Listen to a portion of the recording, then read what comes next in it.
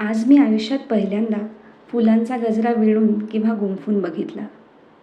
हा गजरा विणताना छान तर वाटलंच, एक नवीन अनुभव ॲड झाला ना. पण बघा ना, कसा ओबडधोबड विणला गेला आहे. फुलं एका छान अशा पॅटर्नमध्ये दिसत नाही आहेत, दोऱ्याच्या गाठी दिसत आहेत मध्येच, एक्सेट्रा एक्सेट्रा.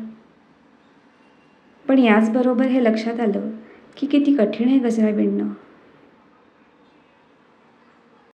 ती नाजूक फुलं अगदी हातात धरताना उचलतानाही सहज निसटून जातात आणि त्यांना असं हळूवारपणे दोऱ्यात गुंफायचं. हे करताना ती मुख्य म्हणजे दाबली जाऊन कोमेजून चालणार नाहीत.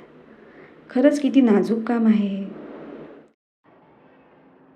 आणि ह्यासारखी अजूनही काही स्किल्स ज्यांना एखाद्या एज्युकेशन इतकं, प्रोफेशनल डिग्री इतकं महत्त्व आपण देत नाही किंवा तसा दर्जा देत नाही.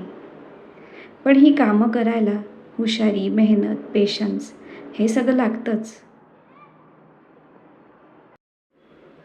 मागचे काही दिवस रोज जमेल तसा जुईच्या फुलांचा गजरा तयार करून केसात घालतेय किंवा आमच्या गणपती बाप्पाला भातीय.